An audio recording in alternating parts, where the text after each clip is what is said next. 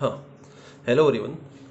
आज के video lecture में हम बात करेंगे बॉन्ड लेंथ का क्राइटेरिया 5 मेंबर रिंग में और 6 मेंबर रिंग में।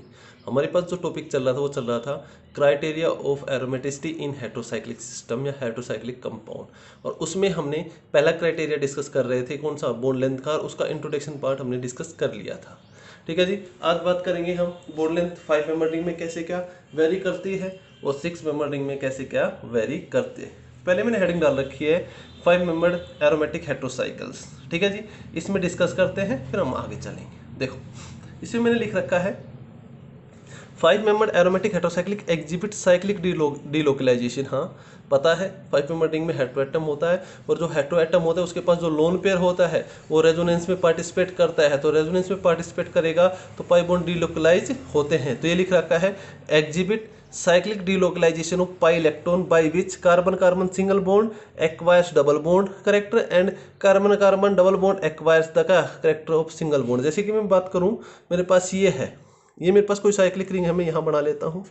मेरे पास 5 मेंबर कोई साइक्लिक रिंग है, एक्स है, इसके पास लोन पेयर है, ये डबल बॉन्ड है। अगर मैं इसमें रेजोनेंस कराऊं तो ये लोन पेयर कहाँ जाएंगे, यहाँ, ये लोन पेयर कहाँ जाएंगे, यहाँ। देखो ये सिंगल बॉन्ड था, ये किस में चला जाएगा, डबल बॉन्ड में, और ये डबल बॉन्ड था किस में चला जाएगा, सिंगल बॉन्ड में। कैसे क्या स्ट्रक्चर आएगा देखना जी इसका। अगर मैं इसका स्ट्रक्चर ड्रॉ करना चाहूँ तो ये एक्स हो गया, यहाँ डबल बॉन्ड आ गया, यहाँ डबल बॉन्ड आ गया, नहीं सॉरी, यहाँ डबल बॉन्ड था ही, और यहाँ क्या जाएगा, नेगेटिव के साथ 2 इलेक्ट्रॉन पेयर, ये यहाँ जाएगा ना। देखो जी यहाँ पॉजिटिव चार्ज, देखो जी यहाँ सिंगल बॉन्ड था तो कैसा करेक्टर आ गया, डबल बॉन्ड, और यहाँ डबल बॉन्ड था तो कैसा करेक्टर आ गया, सिंगल बॉन्ड। तो मैंने ये तो लिख रखा है by which carbon carbon single bond acquire double bond character and carbon carbon double bond acquire the character of single bond. Single bond का मतलब क्या, जो जिसके पास CsP2 और CsP2। मुझे पता है, अगर मैं इसकी बात करूँ तो इसके पास डबल बॉन्ड है, तो इसका हाइब्रिडेशन क्या होगा, कार्बन है CsP2, और इसके पास भी डबल बॉन्ड था, इसकी कार्बन है, इसकी हाइब्रिडेशन क्या होगी, CsP2। तो इनको बोलेंगे CsP2 आगे लिख रखा है बट एज द, ये लिख रखा है but as the different heteroatom of differing electronegativity are involve in the 5 member ring. सही बात है, ऑक्सीजन सल्फर और नाइट्रोजन की बात करूं तो तीनों डिफरेंट हेटेरोएटम है, तीनों की इलेक्ट्रोनेगेटिविटी क्या है, डिफरेंट है। ये लिख रखा है are involve in the 5 member heterocyclic, involve होते हैं। Bond localisation is also observe which is consistent with क्या, लोकलाइज स्ट्रक्चर। ये कह रहा है कि जो बॉन्ड लोकलाइजेशन है वो भी ऑब्जर्व होता है। कैसे होता है ऑब्जर्व बॉन्ड लोकलाइजेशन, उसकी बात करूं तो सीधी सी बात है, ऑक्सीजन है, नाइट्रोजन है, सल्फर है, बॉन्ड लोकलाइज कब नहीं होगा, मुझे सीधी सी बात है, अगर मुझे इसके हेटेरोएटम है, हेटेरोएटम इसके मुझे लोन पेयर की बात करनी है, लोन पेयर कब पार्टिसिपेट करेगा उसकी बात करनी है, तो सीधी सी बात है जिसकी इलेक्ट्रोनेगेटिविटी कम होगी वो इजीली लोन पेयर देगा, है ना जी। तो वो उसका उसका बॉन्ड क्या होगा, डीलोकलाइज होगा ना कि लोकलाइज होगा, और जिसकी इलेक्ट्रोनेगेटिविटी ज़्यादा होगी उसके पास बॉन्ड लोकलाइजेशन होगा ना। बॉन्ड लोकलाइजेशन का मतलब क्या, बॉन्ड को रोटेट नहीं करा पाए या बॉन्ड की फॉर्मेशन ना करा पाए, जैसे बॉन्ड था वैसा ही बॉन्ड बना रहे, उसके साथ कोई दूसरा बॉन्ड ना बने, या पाई इलेक्ट्रॉन घूमे नहीं, पाई इलेक्ट्रॉन जैसे थे वैसे के वैसे वहीं रहे, उसको बोलते हैं लोकलाइजेशन। लोकलाइजेशन का मतलब होता है इलेक्ट्रॉन घूमेंगे नहीं, डीलोकलाइजेशन का मतलब है इलेक्ट्रॉन का घूमना। ठीक है जी, तो सीधी सी बात है, जिसकी इलेक्ट्रोनेगेटिविटी ज्यादा होगी वो उतना ही ज्यादा लोकलाइज होगा, वो उतना ही ज्यादा लोकलाइज बॉन्ड बनाएगा, और उतना ही ज्यादा क्या, लोकलाइज स्ट्रक्चर बनाएगा ना। तो एक अगर मैं सीधी सी बात करूं, ऑक्सीजन है, सल्फर है, नाइट्रोजन है, इलेक्ट्रोनेगेटिविटी सबसे ज्यादा किसकी है, ऑक्सीजन की, फिर नाइट्रोजन की, और फिर किसकी, सल्फर की। तो सबसे ज्यादा लोकलाइज स्ट्रक्चर कौन बनाएगा, ऑक्सीजन, फिर कौन बनाएगा, नाइट्रोजन, और सबसे कम कौन बनाएगा, सल्फर। तो ये लिख रखा है ना, bond localisation is also observed which is consistent with the localise structure. किसके साथ कंसिस्टेंट रहेगा, लोकलाइज स्ट्रक्चर के साथ, और वो किस कौन बताएगा, उसको इलेक्ट्रोनेगेटिविटी बताएगी, जिसकी इलेक्ट्रोनेगेटिविटी ज्यादा उसका लोकलाइजेशन उतना ही क्या ज्यादा, क्योंकि वो अपना लोन पेयर पार्टिसिपेट नहीं कराएगा किसमें, रेजोनेंस में। तो जैसा बॉन्ड था वैसा ही बॉन्ड रहेगा, तो उसको बोलते हैं बॉन्ड लोकलाइजेशन।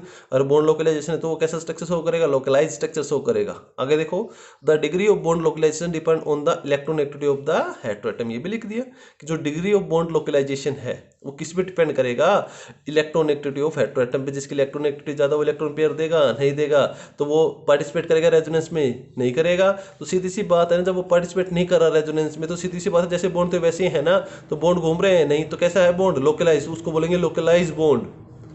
तो किसके किसके कारण आ रहा है, इलेक्ट्रोनेगेटिविटी ऑफ क्या, हेटेरोएटम के कारण आ रहा है। ठीक है जी, आगे देखो, bond length in 5 member heterocycles with 1 heteroatom are, ये लिख लिया। एक्स का मतलब क्या है, हेटेरोएटम में ऑक्सीजन हो सकता है, सल्फर हो सकता है, नाइट्रोजन हो सकता है। 1 number, 2 number, 3 number, 4 number, 5 number दिया मैंने।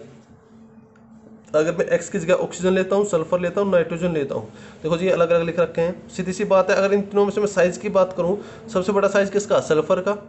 तो इस हेटेरोएटम और कार्बन के बीच में सबसे ज्यादा बॉन्ड, बड़ा बॉन्ड किसका बनेगा? सल्फर के साथ बनेगा ना। तो देखो जी बॉन्ड लेंथ की बात करता हूँ, XC2, एक्स और C2, या C1 C2 भी तो हो सकता है, या ये X है, ये 1 है, ये 2 है, 1 2 पोजीशन पे है ना। तो यहाँ हेटेरोएटम, यहाँ कार्बन। अगर हेटेरोएटम का साइज बड़ा होता है तो बॉन्ड बड़ा बनेगा, हेटेरोएटम का साइज छोटा तो बॉन्ड क्या बनेगा? छोटा। सबसे बड़ा साइज किसका? सबसे बड़ा साइज है किसका? सल्फर का। फिर किसका? नाइट्रोजन का। फिर किसका? ऑक्सीजन का। जो XC2 बॉन्ड है सबसे बड़ा किस में होना चाहिए? सल्फर में। देखो सल्फर में बड़ा है। फिर किस में होना चाहिए? नाइट्रोजन। देखो नाइट्रोजन में बड़ा है। और फिर किस में होना चाहिए? ऑक्सीजन में होना चाहिए। ठीक है जी, आ रहा है समझ में? अब देखो जी, यहाँ कार्बन हेटेरोएटम सिंगल बॉन्ड है, यहाँ डबल बॉन्ड है, तो जहाँ बॉन्ड ऑर्डर ज्यादा हो बॉन्ड लेंथ क्या? कम। तो देखो जी बॉन्ड लेंथ कम होगी, है ना जी। और यहाँ क्या है? सिंगल बॉन्ड है, तो बॉन्ड लेंथ क्या रहेगी? ज्यादा रहेगी। ये आप वेरिएशन देख सकते हो ना, आए तो आप मुझे मैसेज कर सकते हो। ठीक है जी, ये था हमारे पास 5 मेंबर्ड एरोमेटिक हेटेरोसाइक्लिक। उसमें बॉन्ड का वेरिएशन, बॉन्ड लोकलाइज कब होगा, बॉन्ड डीलोकलाइज कब होगा, उनकी बॉन्ड लेंथ का वेरिएशन क्या होगा। ठीक है जी, तो आप यहाँ से निकाल सकते हैं। अब चलते हैं आगे। देखो जी, एरोमेटिसिटी का ऑर्डर है, इंपॉर्टेंट है। 5 मेंबर रिंग में कौन ज़्यादा एरोमेटिक होता है, इंपॉर्टेंट क्वेश्चन है। आप लोग 2 नंबर में क्वेश्चन बन सकता है, ध्यान रखना। देखो जी, इसमें लिख रखा है the aromaticity in 5 member heterocyclic depends on the availability of lone pair on heteroatom for the involvement in the cyclic delocalization. सीधी सी बात है, अगर भाई मैं बढ़ाना चाहूँ, मेरे पास, मैंने बोल दिया मेरे पास 5 मेंबर रिंग है जी। देखना जी, यहाँ एक्स है, एक्स क्या हो सकता है? ऑक्सीजन हो सकता है, नाइट्रोजन हो सकता है, सल्फर हो सकता है। ठीक है जी, आप लोगों को पता है कि लोन पेयर के इलेक्ट्रॉन पार्टिसिपेट करने के बाद ही इसके पास 6 पाई इलेक्ट्रॉन होते हैं, और 6 पाई इलेक्ट्रॉन होंगे तो ये क्या होगा? एरोमेटिक होगा ना। ये तो पता है ना आप लोगों को। तो एरोमेटिक कब होगा? जब ये लोन पेयर पार्टिसिपेट करें, है ना। और लोन पे जितने ज्यादा पार्टिसिपेट करेंगे उतनी एरोमेटिक कैरेक्टरिस्टिक क्या होंगे? ज्यादा। तो सबसे ज्यादा लोन पे पार्टिसिपेट किसके करेंगे? सल्फर के, ऑक्सीजन के, नाइट्रोजन के? सबसे ज्यादा करेंगे सल्फर के, क्योंकि सल्फर के इलेक्ट्रॉन एक्टिविटी क्या होती है? सबसे कम। फिर किसके पार्टिसिपेट करेंगे? नाइट्रोजन के। फिर किसके पार्टिसिपेट करेंगे? ऑक्सीजन के। तो जो एरोमेटिक कैरेक्टर है सबसे ज्यादा किस में आएंगे? सल्फर में। फिर उसके बाद नाइट्रोजन में, फिर सबसे कम किस में? ऑक्सीजन में। लिख रखा है ना, देखो जी ये लिख रखा है मैंने, ये लिख रखा है the aromaticity in 5 membered heterocyclic depends on the availability of the loan pair on heteroatom. जितने ज्यादा लोन पेयर अवेलेबल होंगे उतनी ज्यादा क्या? एरोमेटिक कैरेक्टर ज्यादा होंगे फॉर द इन्वॉल्वमेंट इन क्या? Cyclic delocalisation and hence depends on the electron activity of क्या? हेटेरोएटम। जितनी ज्यादा इलेक्ट्रॉन एक्टिविटी उतना ही लोन पेयर जाएगा नहीं साइक्लिक डीलोकलाइजेशन में, उतना ही उसका एरोमेटिक कैरेक्टर क्या हो जाएगा? कम हो जाएगा। देखो जी, the order of aromaticity in 5 membered heterocyclic is क्या? सल्फर के सबसे ज्यादा, फिर नाइट्रोजन के, फिर किसके? ऑक्सीजन के। क्योंकि सल्फर के सबसे ज्यादा, सबसे कम क्या होती है? इलेक्ट्रॉन एक्टिविटी, जो इजिली लोन पेयर को क्या करता है? डोनेट करता है। ठीक है जी, आया समझ में? तो ये 2 नंबर का क्वेश्चन बन सकता है। आप लोगों को दे दे थायोपीन दे दे, फ्यूरेन दे दे और पायरोल दे दे, तो वो पूछ ले पता है इन दोनों में से एरोमेटिक कैरेक्टर किसके ज्यादा? तो सबसे ज्यादा एरोमेटिक कैरेक्टर किसके होंगे? थायोपीन के। फिर किसके? पायरोल के। फिर किसके? फ्यूरेन के। ठीक है जी, क्योंकि फ्यूरेन में क्या होता है? ऑक्सीजन। थायोपीन में क्या होता है? सल्फर। और पायरोल में क्या होता है? नाइट्रोजन होता है। ठीक है जी, ये था। अब पढ़ते हैं इसमें बोल्ड अल्टरनेशन। बोल्ड अल्टरनेशन की बात करते हैं। बोल्ड अल्टरनेशन का मतलब क्या है? बॉन्ड की अदला बदली। ये ऐसा बोल सकते हैं कि मेरे पास जो एडजेसेंट बॉन्ड है उनकी जो बॉन्ड लेंथ का डिफरेंस है ना, वही बॉन्ड अल्टरनेशन है। क्या कह रहा हूँ? जो मेरे पास एडजेसेंट बॉन्ड है, सीधी से नहीं, सॉरी, जो मेरे पास, हाँ ऐसे बोल सकते हैं इनको, जो मेरे पास एडजेसेंट बॉन्ड है उनकी जो बॉन्ड लेंथ का डिफरेंस है ना, वही क्या है? बॉन्ड अल्टरनेशन है। या बॉन्ड अल्टरनेशन ऐसे भी निकालते हैं, रेशियो निकालते हैं। वो कैसे निकालते हैं वो चलेंगे आगे। देखें जी इसको, कोई पूछ ले बता भी बॉन्ड अल्टरनेशन क्या है, तो बॉन्ड अल्टरनेशन बोलना उनको कि जो मेरे पास एडजेसेंट बॉन्ड है उनकी जो बॉन्ड लेंथ का डिफरेंस है वही मेरे पास बॉन्ड अल्टरनेशन है। ठीक है जी, और रेशियो निकालना है तो एडजेसेंट बॉन्ड की बॉन्ड लेंथ का क्या कर लूंगा? रेशियो ले लूंगा। ठीक है जी, देखो जी इसमें लिख रखा है the aromaticity in 5 member heterocyclic can be assessed by bond alternation. किसके साथ असेस की जाती है? बॉन्ड अल्टरनेशन की। Which is the ratio of bond length of C2C3 to C3C4। The closeness of ratio to unity is observe in the aromatic compound. ये कह रहा है जितनी ज्यादा यूनिटी की तरफ क्लोजनेस होगी वो उतना ही उसके क्या बताएगा? एरोमेटिक कैरेक्टर को बताएगा। देखिए निकाल भी रखा है bond alternation ratio C2C3 bond length, C3C4 इनका रेशियो लेंगे। अगर इसका रेशियो 1 के आसपास आ रहा है वो उतना ही नजदीक है किसके? एरोमेटिक कैरेक्टर के। देखो ये कह रहा है if R approximately equal to क्या? 1, या unity the compound will be aromatic, thiophene, pyrrole, furan. जो आर की वैल्यू है 0.964, 0.959, 0.950, तो सबसे नजदीक कौन है आर के, तो ये, तो थायोफिन सबसे ज्यादा एरोमेटिक है, यहाँ पढ़ा है हमने। फिर पायरोल है और फिर क्या है, फ्यूरेन है, पढ़ा है हमने। तो उनके जो बॉन्ड का अल्टरनेशन रेशियो आएगा वो इसका इतना आएगा, इसका इतना, इसका इतना। या पूछ ले बॉन्ड अल्टरनेशन क्या है, बॉन्ड अल्टरनेशन ये है कि जो मेरे पास एडजेसेंट बॉन्ड है उनकी बॉन्ड लेंथ का डिफरेंस ही बॉन्ड अल्टरनेशन है। बॉन्ड में कितनी अदला बदली हुई, बॉन्ड कितना बढ़ा, बॉन्ड कितना घटा, वही तो डिफरेंस को बताता है। तो अदला बदली की बॉन्ड को क्या बोलते हैं, बॉन्ड अल्टरनेशन बोलते हैं। आया समझ में। ये थे हमारे पास 5 मेंबर रिंग के अंदर बॉन्ड लेंथ का क्या वेरिएशन या क्राइटेरिया। चलें जी आगे, जो एरोमेटिक करैक्टर को डील करता है। अब बात करते हैं 6 मेंबर्ड एरोमेटिक हेट्रोसाइकल्स। किसकी बात करते हैं, 6 मेंबर्ड रिंग एरोमेटिक हेट्रोसाइकल्स। देखो जी लिख रखिए, the bond length in 6 membered heterocycles are intermediate between single bond and double bond due to the cyclic delocalisation. सही बात कह रहा है कि अगर मैं भाई हेट्रोसाइक्लिक कंपाउंड लेता हूँ, कोई भी 6 मेंबर्ड हेट्रोसाइक्लिक कंपाउंड लेता हूँ, जैसे मैंने ये नाइट्रोजन ले लिया, तो मुझे पता है ना ये भाई इसमें जब रेजोनेंस होगा तो ये तो डबल बॉन्ड और ये सिंगल बॉन्ड, तो डबल बॉन्ड किस में कन्वर्ट होगा, सिंगल बॉन्ड में। सीधी सी बात है ना। सिंगल मुझे पता है जहाँ बॉन्ड यहाँ बॉन्ड ऑर्डर ज़्यादा तो बॉन्ड लेंथ कम होगी, या बॉन्ड ऑर्डर क्या, बॉन्ड लेंथ बॉन्ड ऑर्डर कम तो बॉन्ड लेंथ क्या होगी यहाँ ज़्यादा। ये तो पता है ना, bond order bond length inversely proportional होते हैं, तो जहाँ बॉन्ड ऑर्डर ज़्यादा वहाँ बॉन्ड लेंथ कम। तो यहाँ तो बॉन्ड ऑर्डर 2 है, यहाँ बॉन्ड ऑर्डर 1 है, तो यहाँ बॉन्ड लेंथ क्या होगी, कम होगी, यहाँ बॉन्ड लेंथ क्या होगी, ज़्यादा होगी। लेकिन जब रेजोनेंस होगा तो ये इसमें जाएगा ना, तो ये डबल बॉन्ड में कन्वर्ट हो जाएगा, किसमें, सिंगल बॉन्ड में। तो ये डबल में, पहले डबल में था, किसमें चला गया, सिंगल में। ये पहले सिंगल में था, किसमें चला गया, डबल में। तो जो इनकी बॉन्ड लेंथ है वो किसका इंटरमीडिएट होगी, सिंगल बॉन्ड का और क्या, डबल बॉन्ड के बीच का। तो ये लिख रखा है, the bond length in 6 membered heterocyclic are intermediate between single and double bond due to cyclic delocalisation. सही बात कह रहा है। The further introduction of heteroatoms cause reduction in the aromatic character because more pi electron density are partially localized on the heteroatom। सही बात है। Partially localise का मतलब है हेटेरोएटम अगर मोर इलेक्ट्रोनेगेटिव है तो अपने लोन पेयर को रेजोनेंस में नहीं देगा। अगर लोन पेयर को रेजोनेंस में नहीं देगा तो लोन पेयर के इलेक्ट्रॉन पार्टिसिपेट नहीं करेंगे। तो जो इलेक्ट्रॉन है पाई इलेक्ट्रॉन वो कहाँ लोकलाइज करेंगे, ज़्यादा लोकलाइज करेंगे किसके पास, हेटेरोएटम के पास। सीधी सी बात है, कार्बन नाइट्रोजन इलेक्ट्रॉन एक्टिविटी किसकी ज़्यादा है, नाइट्रोजन इलेक्ट्रॉन पेयर को खींचेगा ना, तो पाई बॉन्ड के इलेक्ट्रॉन को अपनी तरफ खींचेगा। तो जो पाई इलेक्ट्रॉन है वो ज़्यादा लोकलाइज करेंगे नाइट्रोजन पे, वो जो पार्टिसिपेट करेंगे रेजोनेंस में नहीं।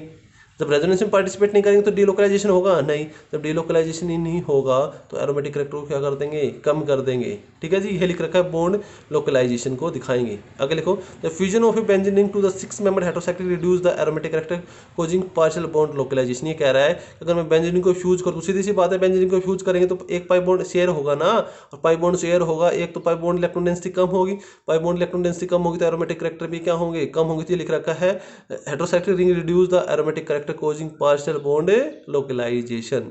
ये 6 मेंबर रिंग ले रखी है, एक में एक नाइट्रोजन ले रखे, एक में क्या 2 नाइट्रोजन ले रखे हैं।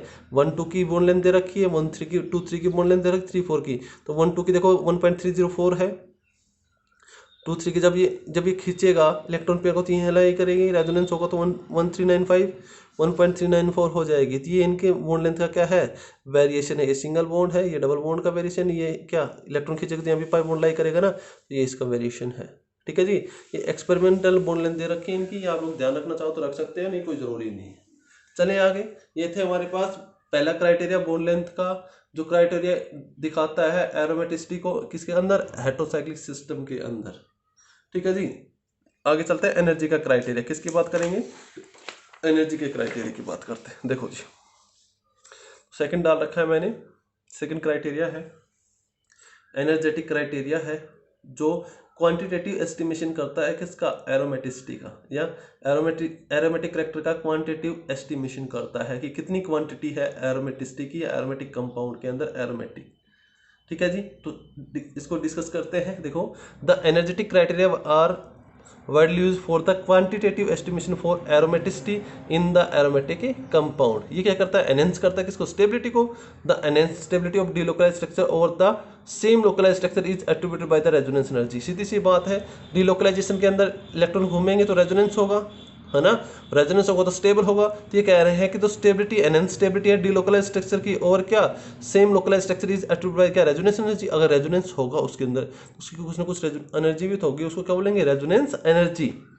The different energy terms are used for the stabilization in the aromatic compound are क्या, stabilization energy, empirical energy, vertical energy, delocalization energy and क्या, बाइंडिंग एनर्जी। एनर्जी की सारी फॉर्म में इनको डिस्कस करेंगे वन बाय वन। आगे लिख रखा है these all energy terms are nearly same होती हैं and modified treatment of the experimental data however leads to the different terminology of the resonance energy. ये जो एनर्जी टर्म है ये क्या है, टर्मिनोलॉजी है, डिफरेंट टर्मिनोलॉजी है किसकी, रेजोनेंस एनर्जी की। तो इनको वन बाय वन क्या करेंगे, डिस्कस करेंगे। देखो जी सीधी सी बात है, पूछ ले कि जो एनर्जेटिक क्राइटेरिया है वो क्या है, वो है क्वांटिटेटिव एस्टिमेशन है एरोमेटिसिटी का इन द एरोमेटिक कंपाउंड। और सीधी सी बात है, अगर एक मेरे पास डीलोकलाइज स्ट्रक्चर है, एक लोकलाइज स्ट्रक्चर है, तो रेजोनेंस किस में, डीलोकलाइज स्ट्रक्चर में है, तो रेजोनेंस एनर्जी किसके पास होगी, डीलोकलाइज स्ट्रक्चर के पास। स्टेबिलिटी किसकी ज्यादा होगी, डीलोकलाइज स्ट्रक्चर की स्टेबिलिटी ज्यादा होगी। हमने पढ़ा है जब जब रेजोनेंस होता है जब क्या बढ़ती है हमारे पास, स्टेबिलिटी बढ़ती है। ठीक है जी। तो पहली एनर्जी की फॉर्म पढ़ रहे हैं एम्पेरिकल रेजोनेंस एनर्जी, ERE से रिप्रेजेंट करते हैं। क्या होती है ये देखो, the difference between the energy of the actual structure. ये कह रहे हैं जो एनर्जी डिफरेंस है एनर्जी का एक्चुअल स्ट्रक्चर का मतलब रियल स्ट्रक्चर या डीलोकलाइज स्ट्रक्चर होता है, and the energy of hypothetical localise structure. Hypothetical का मतलब कि जो हम मान के चलते हैं, काल्पनिक करते हैं कि ये लोकलाइज ऐसा रहा होगा। Localise structure is known as क्या, एम्पेरिकल रेजोनेंस एनर्जी। आप लोगों ने ये तो पढ़ा होगा कि हमारे पास रेजोनेंस वही होता है जहां मेरे पास सारे एटम की बोल लेंथ सेम होती है और रेजोनेंस उनके अंदर क्या, सारे एटम प्लेनर के अंदर होते हैं। देखो जी अगर मैं बात करूं, ये मेरे पास सारी बोल लेंथ सेम है, सारे प्लेनर एटम हैं, तो ये रेजोनेंस होगा। तो ये हमारे पास डीलोकलाइज स्ट्रक्चर है, पाई बॉन्ड यहाँ भी रह सकता है, यहाँ भी, यहाँ भी, यहाँ भी, यहाँ भी। तो मैंने इसको डैश डैश डैश से दिखा दिया सर्कल करके। एम्पेरिकल रेजोनेंस एनर्जी देखो जी, ये बोल लेंथ बड़ी है तो ये रेजोनेंस नहीं होगा, तो इसको बोलते हैं हाइपोथेटिकल लोकलाइज स्ट्रक्चर। क्या बोलते हैं इसको, हाइपोथेटिकल लोकलाइज स्ट्रक्चर। डीलोकलाइजेशन के लिए बोल लेंथ सेम होनी चाहिए और सारे एटम एक ही प्लेन के अंदर होने चाहिए, प्लेनर स्ट्रक्चर होना चाहिए, तभी हमारे पास रेजोनेंस होगा, तभी हमारे पास डीलोकलाइजेशन होगा। अब ये बॉन्ड तो छोटे हैं, ये बॉन्ड बड़े हैं, तो इनकी बोल लेंथ सेम है ना, इनके अंदर प्लेनरिटी है नहीं, तो प्लेनरिटी नहीं तो रेजोनेंस होगा नहीं, तो इसको हम हाइपोथेटिकल लोकलाइज स्ट्रक्चर कंसिडर करेंगे। तो इन दोनों का जो डिफरेंस होगा उसको बोलेंगे एम्पेरिकल रेजोनेंस एनर्जी। लिख भी रखा है, energy of real structure delocalise structure, energy of hypothetical structure localise structure. ठीक है जी, आगे चलते हैं। देखो दूसरी फॉर्म है एनर्जी की वर्टिकल रेजोनेंस एनर्जी। दूसरी फॉर्म क्या है, वर्टिकल रेजोनेंस एनर्जी। जो वर्टिकल रेजोनेंस एनर्जी है वो डिफरेंस है एनर्जी ऑफ रेजोनेंस हाइब्रिड और energy of one resonating structure.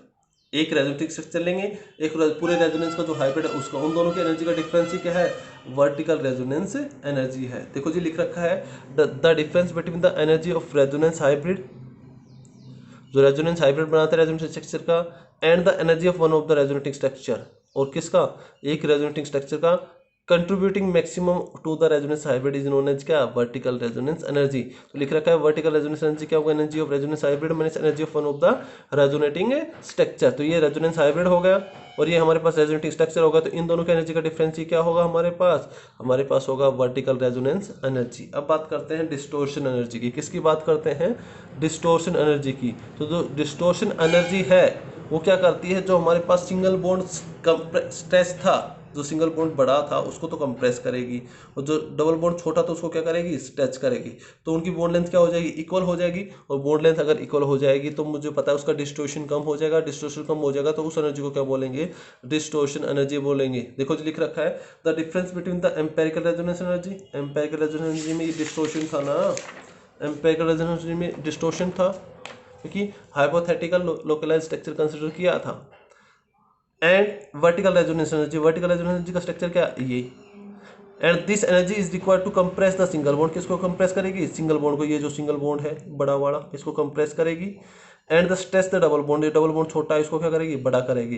तो मेरे पास सारी बॉन्ड लेंथ क्या हो जाएंगी, सेम हो जाएंगी, सारी बॉन्ड लेंथ सेम हो जाएंगी, तो डिस्टोर्शन क्या हो जाएगा, कम हो जाएगा, और डिस्टोर्शन कम हो जाएगा तो उस डिस्टोर्शन को कम करने के लिए जो एनर्जी दी गई है उसको क्या बोलेंगे, डिस्टोर्शन एनर्जी बोलेंगे। तो कोई पूछते कि डिस्टोर्शन एनर्जी क्या है, तो डिस्टोर्शन एनर्जी डिफरेंस है किसका, एम्पेरिकल रेजोनेंस एनर्जी का और वर्टिकल रेजोनेंस एनर्जी का।